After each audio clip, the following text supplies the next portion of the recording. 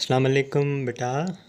In this video lecture, I will deliver the lecture on bacterial infections of skin. Okay, that are cutaneous bacterial infections. And again, beta, this is the lecture completely from your textbook, Davidson. Okay, so there is a list of bacterial infections of skin. Let's start one by one. And okay, the very first one is impetigo. Okay, this is a common, highly contagious infection of the skin. Okay, and by the way, it is very superficial infection of the skin. Even it involves only the topmost layer of the epidermis, that is the stratum corneum. You know na beta, there are if I'm not wrong, there are four layers of epidermis. Out of those four layers, the topmost layer is stratum corneum. So impetigo is the common highly contagious infection of the bacteria on the skin, and it involves stratum corneum of the epidermis, right? It is of two types, bullous impetigo and non-bullous impetigo. Bullous impetigo is caused by Staphylococcus aureus, especially its toxin, the toxin produced by Staph aureus, which in this case is epidermolytic toxin, right?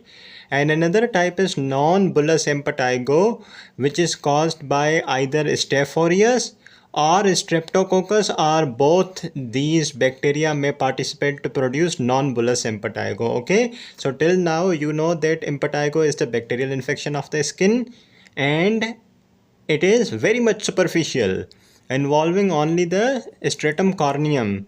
Two types are there, one bullous impetigo, one non-bullous impetigo. Okay, and the age group in which this infection occurs, by the way, it can occur in all the ages, but especially this type, non-bullous impetigo type, it is more common in young children, especially in the late summers. By the way, it can occur in any age, in early age, late age, but talking about non-bullous impetigo, it can occur, it most commonly occurs in late summer in young children. Okay. Okay, what are the predisposing factors, beta? What predisposes you to develop this nasty bacterial infection?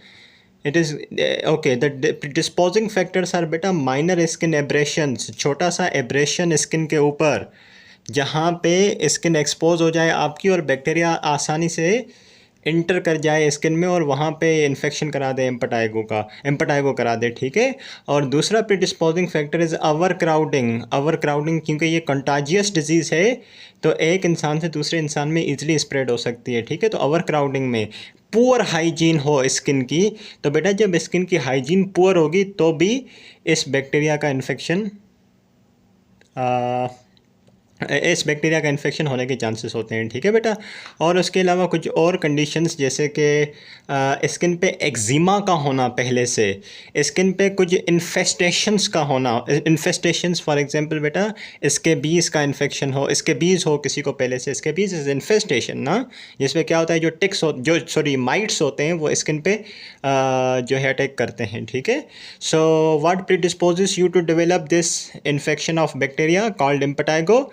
Skin पे कोई aberrations हो जिसकी वजह से skin expose हो जाए और उसके स्किन जो है वो एक्चुअली ओपन हो जाए, और उसके अलावा ओवर क्राउडिंग, क्योंकि ये कंटेजियस डिजीज़ है, स्किन की पुअर हाइजीन, और दूसरी कंडीशंस जैसे कि स्किन पे पहले से एक्जिमा मौजूद हो या स्किन पे कोई इन्फेस्टेशंस हो, जैसे कि स्केबीज हो किसी को already, so then you are susceptible, you are predisposed to develop this bacterial infection called impetigo. Right, now let's discuss these two types of impetigo, okay, in a bit detail. Non-bullous impetigo, as I mentioned earlier, that it is caused by either Staph aureus or Streptococcus or both.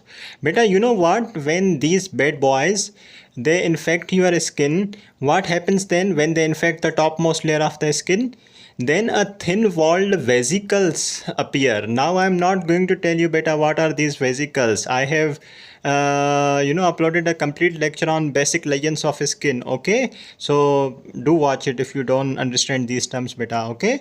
So when these bacteria or any of these two infect the skin, in case of non-bullous impetigo, thin-walled vesicles appear, and these vesicles they rupture very rapidly because they are thin-walled, and उनके rupture होने से जो उनमें से exudate निकलता है तो वो उसी के ऊपर dry हो जाता है, और उसकी जो appearance होती है, जो कलर होता है dry होने के बाद, वो बिल्कुल golden कलर होता है. उसको हम golden crusting कहते हैं, और honey colored होता है. golden color honey color is almost similar. Okay और इसकी वो ये जो होता है बेटा, इसकी एरिथमेटस बेस होती है, यानी कि एरिथमेटस बेस नीचे से रेड होगा और उसके ऊपर ये वेजिकल होंगे और वेजिकल एरप्ट होंगे, रप्चर होंगे. ठीक है, खास करके ये जो है बेटा फेस पे और लिम्ब पे, अपर लिम्ब लोअर लिम्स पे ये लेजन बनते हैं. ठीक है, मैं क्विकली आपको ये नॉन बुलस इम्पेटाइगो दिखा दूँ. You can see okay this side. This is non-bullous impetigo बेटा. Can you see what did I say? Erythematous base होगी. ये पूरी बेस एरिथमेटस नहीं है क्या? ये रेड है ना. This is erythematous base. और क्या आप देख सकते हो ये हनी कलर की क्रस्टिंग, ये गोल्डन कलर की क्रस्टिंग, ये क्या है बेटा? यहाँ पे पहले एक्चुअली छोटे छोटे वेजिकल्स थे जिनके अंदर एक्सुडेट था, वो फट गए, एरप्ट हुए, जिनमें से फ्लूइड निकला, एक्सुडेट निकला, और कुछ इस तरीके से वो डिपॉजिट हो गया है, ड्राई हो गया है, खुश्क हो गया है. ठीक है, so this is the golden crusting, honey crusting. Okay, so this is how बेटा your non bullous impetigo looks like. Yeah right, this is non-bullous impetigo. And where does it occur? What did I say? It occurs on your face and on limbs, right? And as compared to non-bullous impetigo, another type is bullous impetigo. Okay, yeah, bullous impetigo beta is going to be like, as I mentioned, it is caused by Staph aureus only, not Streptococcus. When this Staph aureus beta it infects your skin, especially the stratum corneum, the topmost layer, then it releases a toxin into the skin, that is epidermolytic toxin. You know beta, what does this toxin do? It actually cleaves desmoglein 1 protein. Now you must be thinking, what the heck is this desmoglein 1? So beta, let me quickly tell you here. Let's suppose this is your epidermis beta. Okay, this is epidermis, and below the epidermis is dermis. Okay, the cells which are present in the epidermis are like this. Okay, let's just consider these are the cells in epidermis. Okay, these are the cells in epidermis, and beta the protein which holds these two cells in the epidermis, this protein is called, this red colored protein is called desmosome. And you know what beta, the main component which makes up this desmosome is desmoglein protein 1. So desmosome is this junctional molecule between two cells, holding two cells together. And what is the major component of this desmosome? Major component of this desmosome is desmoglein 1. You know beta what this toxin is doing? This toxin is actually cleaving desmoglein 1. तो बेटा अगर डेस्मोसोम के अंदर डेस्मोग्लिन 1 cleave हो जाएगा तो आपको क्या लगता है ये डेस्मोसोम बरकरार रहेगा? नहीं रहेगा. जब ये डेस्मोसोम नहीं रहेगा तो क्या होगा? ये दोनों सेल्स सेपरेट हो जाएंगे, और एपिडर्मिस में जब सेल सेपरेट हो जाएंगे तो बीच में स्पेसिस बन जाएंगी. देखें कुछ इस तरीके से, पहले ये सेल्स कम्पैक्ट थे, आपस में जुड़े हुए थे, लेकिन अब ये सेल अलग अलग हो जाएंगे और बीच में स्पेस बन जाएगी. ये स्पेस जो है बेटा ये एक ब्लिस्टर बन गया एपिडर्मिस के अंदर. This is actually your Bulla, larger than vesicle. Okay, जो पीछे हमने नॉन बुलस इम्पेटाइगो किया बेटा, उसमें क्या बन रहे थे? वेजिकल्स बन रहे थे छोटे छोटे, और उनकी वॉल बहुत थिन थी. लेकिन यहाँ पे जो ये ब्लिस्टर बना है ये वेजिकल नहीं है बेटा, this is larger than vesicle. It is bulla, right? It is bulla, and this bulla is having not a very thin wall, it is having a strong wall. Okay, ये burst नहीं होता इतना easily, and this bulla is containing clear to cloudy hazy fluid. या and बुल्ला में भी single on skin और multiple बन सकते हैं, और ये मोस्टली इसी की तरह नॉन बुलस इम्पेटाइगो की तरह फेस पे बनते हैं, लिम्स पे बनते हैं, और उसके अलावा ये स्कैल्प पे भी बन सकते हैं. ठीक है, now let me quickly show you bullous impetigo. Can you see बेटा, this is the bullous impetigo. What did I say? There will be a large lion, isn't it larger than vesicle? we saw vesicle in the non-bullous impetigo that was ruptured, but this is not vesicle, my son. This is large, big bulla, okay, and this is filled with, clear or cloudy fluid. This is probably yellow, okay, and this, fluid gets darker with time. Right, and this is beta bullous impetigo. Now, how if somebody comes to you with this condition, let's suppose, how are you going to investigate it? How are you going to confirm whether it is impetigo or not? And then how will you manage? Let's see quickly. Okay, can you see beta? The way of investigation, how do you make the diagnosis? सबसे पहले बेटा जहाँ पे भी lion है, जैसे आप फर्ज कर लेते हैं ये बुलस एम्पटाइगो है, तो यहाँ से हम स्वाब ले लेंगे, ठीक है। यहाँ से हम एक सैंपल ले लेंगे फ्लूइड का, और अब हम ज़रूरी नहीं है कि यहीं लयन से ही हम सैंपल लें बेटा। आप ब्लिस्टर का जो फ्लूइड है, पहली बात तो अगर इसको नहीं पता तो मैं ये कन्फ्यूजन क्लियर कर दूँ बेटा। ब्लिस्टर में दो चीज़ें आ जाती हैं, वेजिकल और बुल्ला, ठीक है। अब क्लियर, जब मैं ब्लिस्टर बोलूँ तो इसका क्या मतलब हो जाएगा, वेजिकल और बुल्ला। और वेजिकल किस में बन रहे थे बेटा, नॉन बुलस एम्पटाइगो में, और बुल्ला किस में बनते हैं, बुलस एम्पटाइगो में, ठीक है। अच्छा, चाहे आपको नॉन बुलस एम्पटाइगो है, चाहे आपको बुलस एम्पटाइगो है, जो भी लयन है, आप वहाँ से एक स्वाब ले लें, ठीक है, और इसको माइक्रोस्कोप पे देखें बेटा। अगर बैक्टीरिया मिलता है तो डायग्नोसिस इज कन्फर्म्ड, ओके। अच्छा, लेट सपोज मेरे हाथ पे कुछ इस तरीके से बुलस एम्पटाइगो है, तो सिर्फ यहाँ से तो हम बैक्टीरियल स्वाब लेंगे ही लेंगे, लेकिन इसके अलावा और कहाँ से लेंगे bacterial swab? From nostrils. You know why? Even the infection is here, then why do I need to take the swab from nose, nostrils?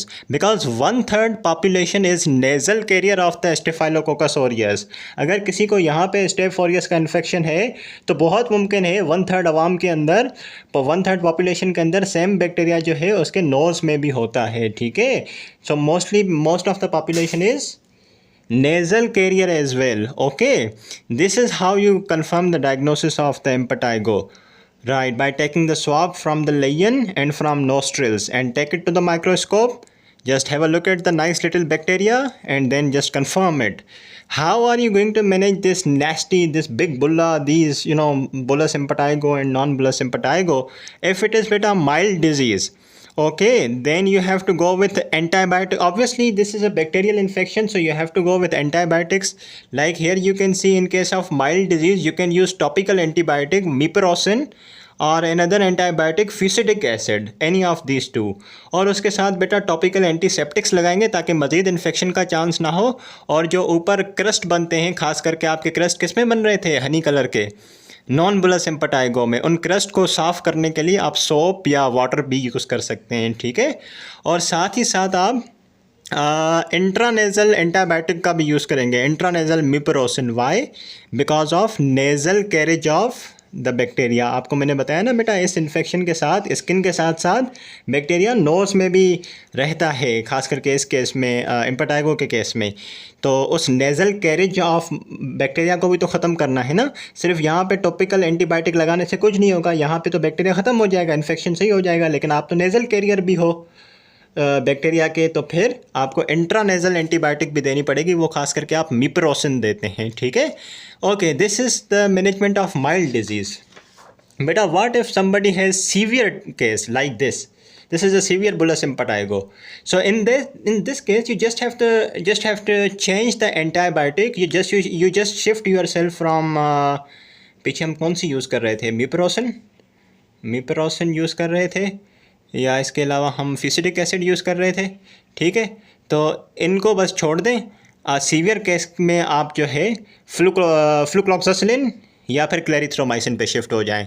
अगर माइल्ड डिजीज़ है बेटा, मैं अगेन रिपीटिंग, मिपरोसिन या फिसिडिक एसिड, ठीक है। अगर सीवियर है तो go with these two, one of these two, flucloxacillin और clarithromycin, okay. This is all about बेटा impetigo. Yeah, after impetigo beta, another bacterial infection is staphylococcal scalded skin syndrome. Staphylococcal scalded skin syndrome. You know what beta, what happens in this is, let me tell you very quickly that staphylococcal scalded skin syndrome is the superficial skin infection caused by systemic circulation of epidermolytic toxin from Staph aureus. आप मुझे बताओ bullous सिम्पटाइगो में क्या हो रहा था? Skin के ऊपर वेरी सुपरफिशियली जो स्टेफ ऑरियस होता है बेटा, वो अपना टॉक्सिन रिलीज करता है, एपिडर्मोलिटिक टॉक्सिन, ठीक है, ऐसा ही हो रहा था। लेकिन अगर कुछ यूं हो जाए कि वो टॉक्सिन सिर्फ स्किन पे ना रहे, वो सिस्टेमिक सर्कुलेशन में फैल जाए पूरा, तो उस कंडीशन को हम कहेंगे SSSS, that is Staphylococcal scalded skin syndrome. This is the condition when the toxin has been spreaded into the systemic circulation. As compared to bullous impetigo, what happens in bullous impetigo? The toxin is in the epidermis, in the top layer of the epidermis. It is not going anywhere out of the epidermis. But if it gets out of the epidermis and it just spreads into the systemic circulation, then it is going to be Staphylococcal scalded skin syndrome. ठीक है, मैं बताऊंगा ये इसके blood में spread होने से फिर क्या होगा, स्किन पे क्या लेयंस बनेंगे। लेकिन हम क्विकली देख लेते हैं ज़रा कि कौन सा एज ग्रुप बेटा अफेक्टेड होता है जिसमें ये हो सकता है। ख़ास करके जो चिल्ड्रन होते हैं और वो भी नियोनेट्स, ठीक है, जो शिरख्वा बच्चे होते हैं नियोनेट्स, उनमें ये इन्फेक्शन ज़्यादा कॉमन होता है बेटा। और जो प्रीडिस्पोजिंग फैक्टर्स हैं, सॉरी या मतलब focus of infection means the root of entry of the micro organism. जो बैक्टीरिया है वो इंटर कहाँ से हुआ, या तो स्किन पे ट्रॉमा था, उसके थ्रू स्किन में बैक्टीरिया चला गया और वहाँ से फिर उसने टॉक्सिन रिलीज़ किया और टॉक्सिन जो है ब्लड में निकल गया, या तो हो सकता है अम्ब्लाइकस के थ्रू इंटर हो, या हो सकता है यूरिनरी ट्रैक्ट के थ्रू बैक्टीरिया इंटर हो, या हो सकता है नेज़ल रूट से नेज़ोफेरिंग्स के थ्रू बैक्टीरिया बॉडी में आए और वहाँ से अपना टॉक्सिन रिलीज़ करे और टॉक्सिन पूरी स्किन में ब्लड में स्प्रेड हो जाए। ओके, यही है ना हमारी demand, systemic circulation of the toxin, yeah, okay. Once then bacteria has been entered into your body and released its toxin, and the toxin has been now spreaded into your skin, into your blood, what's going to happen? How the patient is going to come to you with what presentation? Let's have a look at this part. जब toxin spread हो जाएगा तो बेटा skin पे क्या changes आएंगे? Skin पे erythema होगी, लाल हो जाएगी पूरी स्किन। खास करके ये शुरुआत होती है एरिथीमा की ग्रोइन से, फिर एक्जिला और माउथ के अराउंड और पूरी बॉडी में हो जाती है वक्त के साथ, ठीक है। और इसके अलावा स्किन पे सिर्फ रेडनेस नहीं होती, सिर्फ एरिथीमा नहीं होती, स्किन पे ब्लिस्टर्स भी बनते हैं। Blisters, do you know blisters now? I hope you know. It may be छोटे से वेजिकल या बड़े बुल्ला, ठीक है। और स्किन पे सुपरफिशियल एरोजन्स भी होती हैं, यानी कि स्किन का झड़ना, उतरना, पील ऑफ होना, ठीक है, राइट। अच्छा, स्किन पे तो मैनिफेस्टेशंस आती ही आती हैं, लेकिन क्योंकि टॉक्सिन बेटा पूरी ब्लड में स्प्रेड हो गया है तो जाहिर है उसके साथ फीवर भी आएगा, स्किन की मैनिफेस्टेशंस के साथ पूरी बॉडी पे इरिटेबिलिटी भी होगी और स्किन टेंडर रहेगी, ठीक है, अकड़ी हुई रहेगी। Right, now let me quickly show you the Staphylococcal scalded skin syndrome. Can you see beta this? Can you see there is erythema? The almost body is red. Okay, can you see there are some blisters? Obviously not clearly visible, but can you see this is a blister? I hope it is visible. This is the blister down there. Okay, but you can clearly see the erythema in this picture. Can you see erosion in this picture beta? कि ये देखें ये कितना ज़बरदस्त तरीके से दिखाया हुआ है, ये पूरी इरोजन हो रही है स्किन की। This is the peeling of the skin, okay, and fever is there with this irritability and skin tender. Yeah again, how do you confirm the diagnosis? If this nice little baby is coming to you, how are you going to confirm that he is suffering from staphylococcal scarlet skin syndrome? पहले तो आप देख के ही समझ जाएंगे, clinical diagnosis बनाएंगे, क्योंकि इसकी एरिथीमा है, स्किन पीलिंग हो रही है और ब्लिस्टर्स बन रहे हैं, ये तो क्विक डायग्नोसिस हो जाएगी स्कार्लेट स्किन सिंड्रोम की बेटा। लेकिन फिर भी you have to be very much obedient to text book. Then you have to take bacterial swab from skin lesion and primary site. ये स्किन लेयन है ना बेटा, तो यहीं से आप बैक्टीरियल स्वाब ले लें, या फिर प्राइमरी साइट से आप स्वैब लें। प्राइमरी साइट इन चारों में से कोई भी हो सकती है जहाँ से बैक्टीरिया एंटर हुआ था, ओके। इस तरीके से मैनेजमेंट का तरीका बेटा इसका ये होता है कि आपको इसमें सिस्टेमिक एंटीबायोटिक्स देनी पड़ती हैं, ओके। पेनिसिलिन्स हो गई, या एरिथ्रोमाइसिन, या सेफ्लोस्पोरिन्स, ठीक है। दिस इज बेटा your staphylococcal scalded skin syndrome. After this staphylococcal scalded skin syndrome, at number 3 is छोटी सी इस पे डिस्कशन है बेटा, आपके बुक में, टेक्स्ट बुक में भी बहुत कम लिखा हुआ है इसके बारे में। It is toxic shock syndrome. ठीक है बेटा, मैं इसके बारे में whatever I can tell you, let me tell you whatever is there in your textbook बेटा। टॉक्सिक शॉक सिंड्रोम बेटा, ये भी जाहिर है एक बैक्टीरियल इन्फेक्शन है जिसमें जो मोस्टली टेम्पून यूज़ करने से होता है। आई होप यू अंडरस्टैंड बेटा वाट आर टेम्पून्स। टेम्पून्स नेज़ल पैकिंग में यूज़ होते हैं। टेम्पून जो है मेंस्ट्रुअल ब्लीड को रोकने के लिए इंट्रावेजाइनल यूज़ कर सकते हैं। You just go to Google, just check what it is and you are very much clear to that. Okay, so जो टेम्पून्स यूज़ करते हैं उनमें इस बैक्टीरिया का इन्फेक्शन कॉमन होता है। जब टेम्पून ज़्यादा यूज़ करते हैं तो स्टेफाइलोकोकल इन्फेक्शन होता है, और वो स्टेफाइलोकोकस बैक्टीरिया क्या करता है बेटा, अपना एक टॉक्सिन रिलीज़ करता है। It is not epidermolytic toxin this time, it is another toxin. क्या नाम है इस टॉक्सिन का? Toxic shock syndrome toxin. ये टॉक्सिन क्विकली ब्लड में रिलीज़ हो जाता है और पेशेंट कुछ इस तरीके से प्रेजेंट करता है फीवर के साथ। और स्किन पे क्या मैनिफेस्टेशंस आएंगी? डी स्क्वामेटिंग रेश, यानी स्किन जो है डी स्क्वामेट हो रही होगी, यही यानी कि वही कुछ इसी तरीके से इरोजन्स हो रही होंगी स्किन की। ठीक है, और पूरे ब्लड में चूंकि बेटा ये टॉक्सिन स्प्रेड हो गया है तो there will be circulatory collapse. ठीक है, वाइटल्स इसके डिसबैलेंस हो जाएंगे, और मल्टी ऑर्गन इन्वॉल्वमेंट, क्योंकि ये टॉक्सिन जो है वो ब्लड में फैल चुका है, अब यहाँ से मल्टीपल ऑर्गन्स के पास जाता है। Let me quickly show you बेटा toxic shock syndrome. Can you see in this picture? Yeah, can you see in this picture toxic shocks? This is the skin manifestation of toxic shock syndrome. What did I say? This is the desquamating rash. Can you see? The skin is just desquamating, peeling off of the skin, right? This is the desquamating rash, and it is almost similar to the toxic staphylococcal scalded skin syndrome. Okay, and this is about your beta toxic shock syndrome. Yeah, this is about your toxic shock syndrome, and after this is going to be yeah, okay,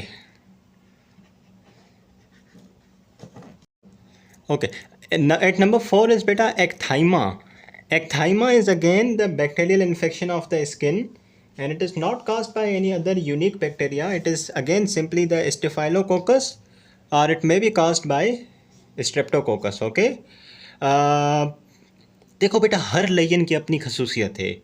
आपने इम्पेटाइगो पढ़ा, staphylococcal skeletal skin syndrome पढ़ा, toxic shock syndrome पढ़ा, एक्थाइमा अभी आप पढ़ रहे हैं। Micro organism तो वही चल रहा है, स्किन का इन्फेक्शन तो वही है, बस सिर्फ कहीं पे टॉक्सिन चेंज हो रहा है और जो स्किन पे लेजन आ रहा है वो डिफरेंट है। ये आपने सीखनी है बात। ठीक है, अच्छा, अब इसमें जब स्किन का इन्फेक्शन होता है बाय दिस बैक्टीरिया तो किस तरीके का लेजन बनता है बेटा?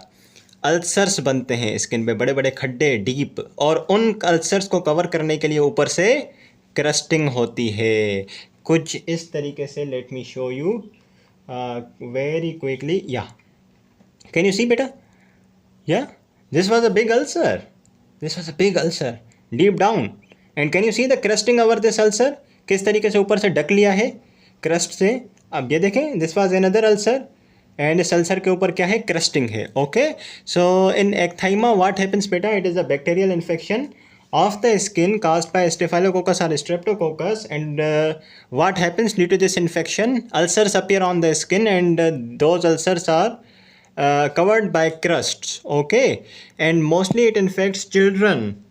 Yeah, and what are the predisposing factors? It includes बेटा poor hygiene of the skin, पहले से मौजूद स्किन की कोई डिजीज़ जैसे स्कैबीज, मेल न्यूट्रिशन की वजह से भी ये बैक्टीरिया इन्फेक्ट कर सकता है, और उसके अलावा ड्रग अब्यूज़र्स जो हैं, ये मोस्टली ज़ाहिर बच्चों में नहीं देखने को मिलती ये चीज़, अगर एडल्ट में होता है एक्थाइमा, जो हो सकता है लेकिन रेयर है, तो then drug abuse in adults can lead to ecthyma, but remember it is most common in after ecthyma is beta folliculitis.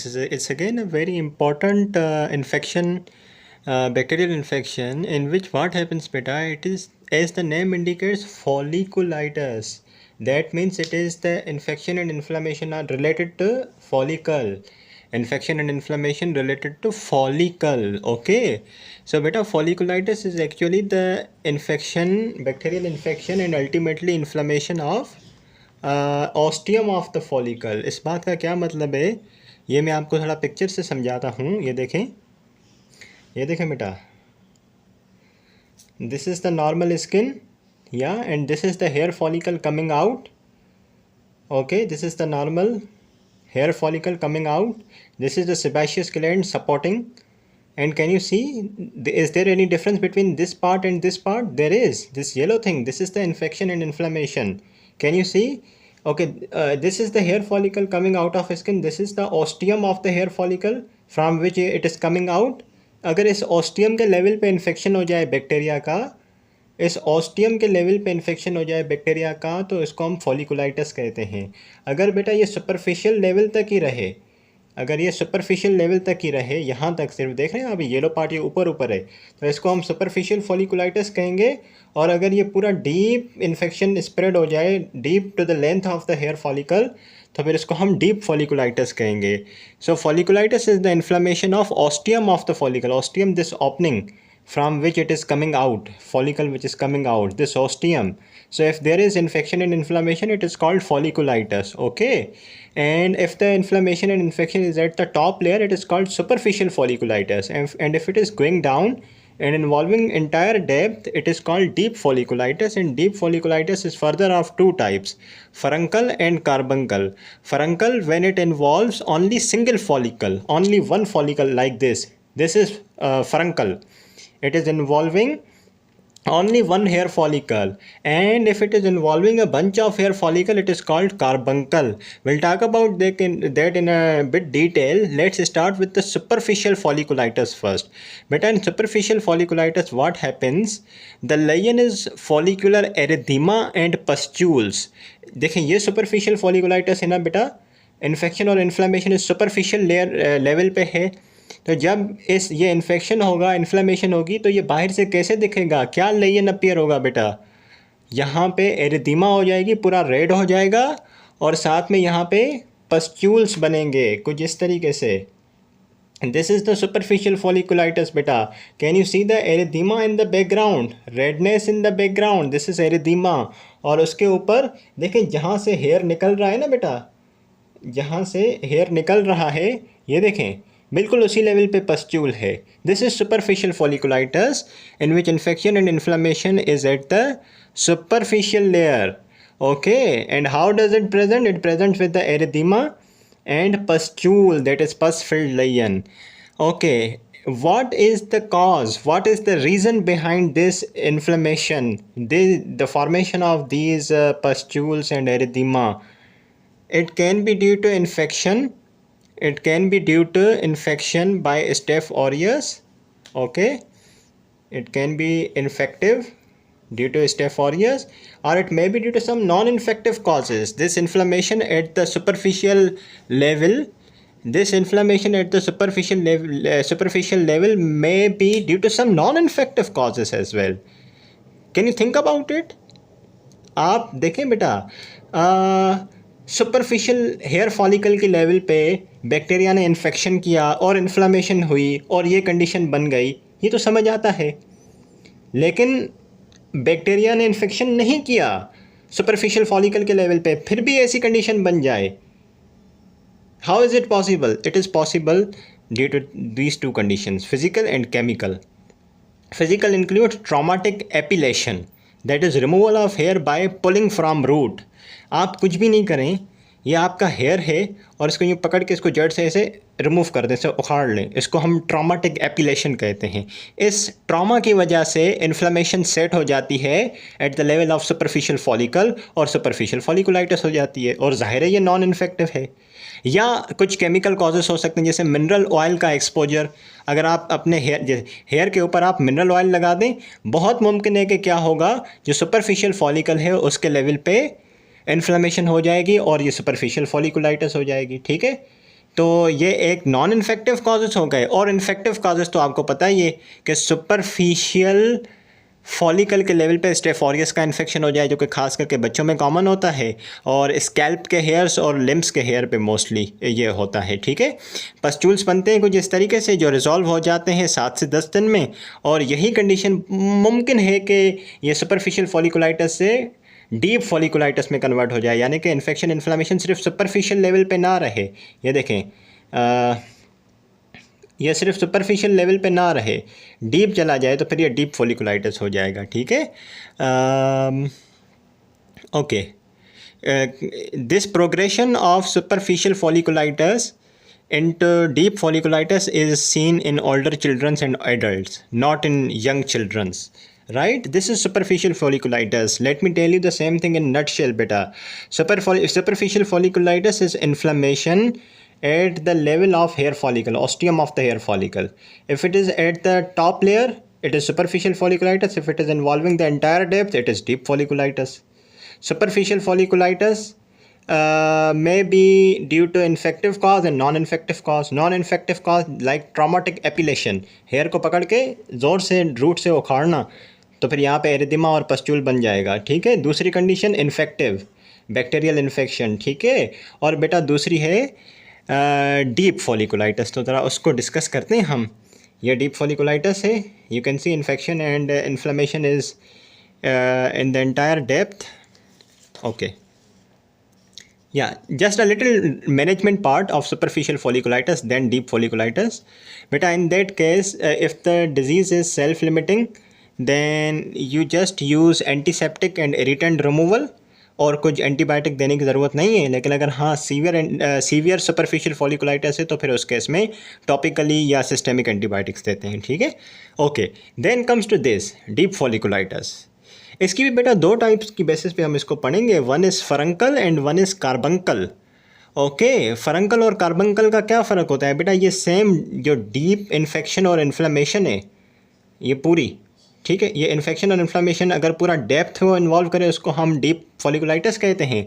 और अगर बेटा ये एक हेयर फॉलिकल को इन्वॉल्व करे तो फरंकल कहलाएगा, और अगर बंच ऑफ हेयर फॉलिकल को इन्वॉल्व करे तो वो कार्बंकल कहलाएगा, ठीक है, वो फिर कार्बंकल कहलाएगा। लेट्स सी फरंकल, जिसको हम बॉयल्स भी कहते हैं। Staph aureus infection of single hair follicle पूरी डेप्थ में, most common in young adults and males, okay, not in children. Folliculitis, superficial folliculitis was common in children.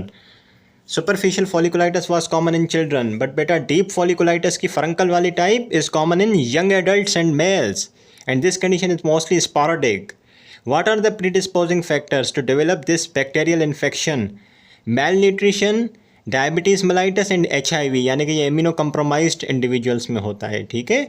कहाँ बनता है बेटा?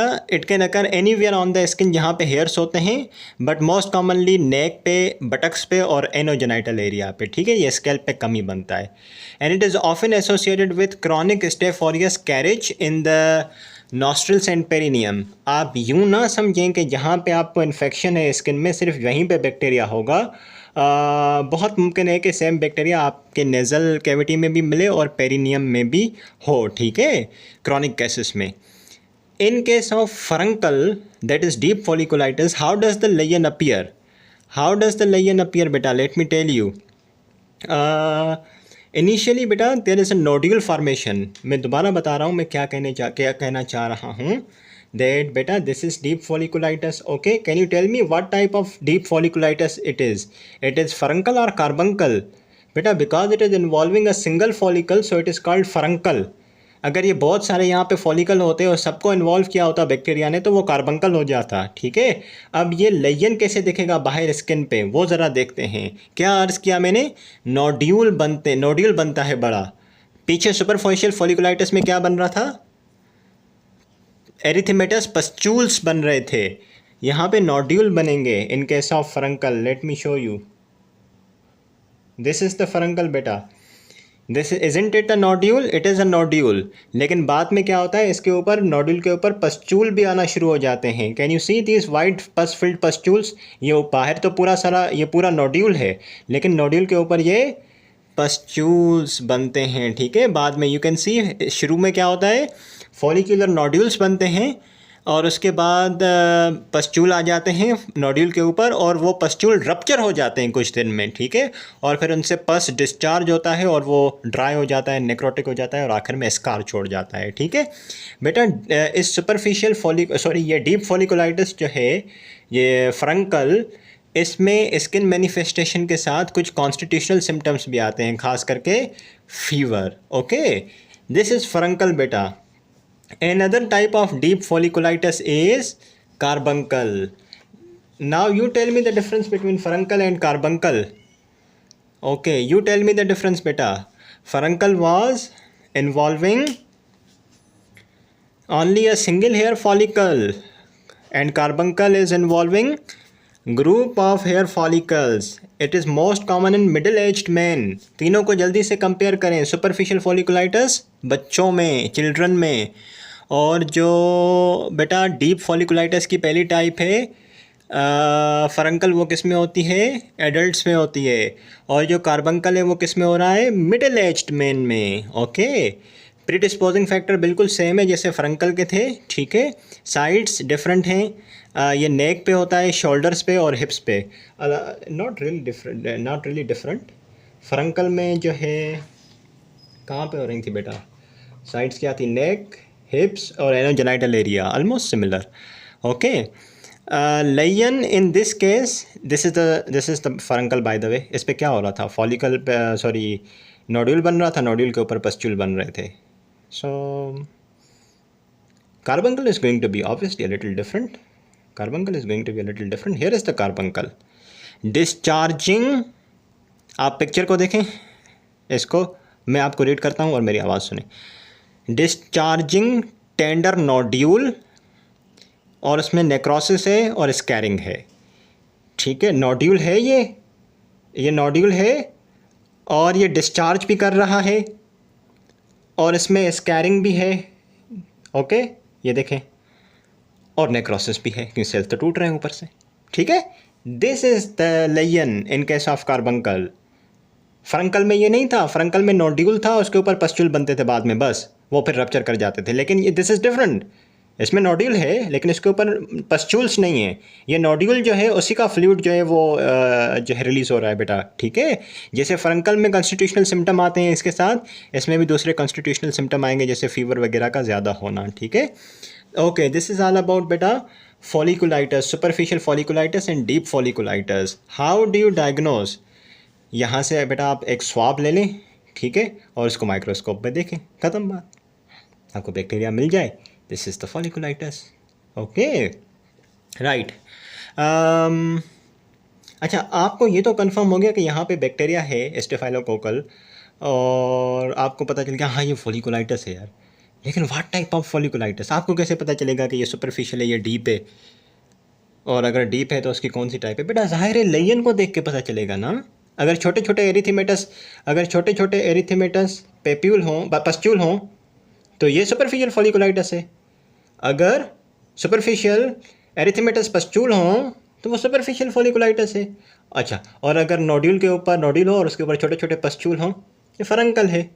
और अगर डिस्चार्जिंग नोड्यूल हो, कार्बंकल हो जाएगा, ख़त्म बात, इजी. ठीक है. अच्छा, इसकी मैनेजमेंट ज़रा क्विकली आप देख लें. इसमें ज़ाहिर एंटी स्टेफाइलोकोकल एंटीबायोटिक्स देंगे बिल्कुल, जैसे कि फ्लूक्लोक्सासिलिन, और समटाइम्स जो है हमें क्या करना पड़ता है, इसको इंसाइज करके इसमें से फ्लूइड को ड्रेन करना पड़ता है. सही है. हाँ, ड्रेन करने के बाद भी रिकरेंट एब्सेसिस हों, बार बार इस तरीके से बनता रहे, तो उस केस में बेटा हमें ये अंदाज़ा होता है कि जो Panton Valentine leukocidin producing staph aureus ने इन्फेक्शन कराया है. वरना तो आप अगर इसको एंटीबायोटिक देते हैं तो ये सही हो जाता है. अगर नहीं हो तो फिर मैंने बताया कि इसको इंसाइज करके इसमें से फ्लूइड ड्रेन आउट कर लेते हैं, तो फिर ये रिजॉल्व हो जाता है. लेकिन उसके बावजूद भी अगर दोबारा बार बार एब्सेस हो तो इसका मतलब बहुत मुमकिन ये है कि जिस बैक्टीरिया ने ये इन्फेक्शन कराया है वो ज़ाहिर है ये टॉक्सिन रिलीज़ करके करवाया है, पेंटोन वैलेंटाइन लीकोसिडिन. ओके, सो बेटा this is all about today's lecture. Hope it helped you. Class dismissed.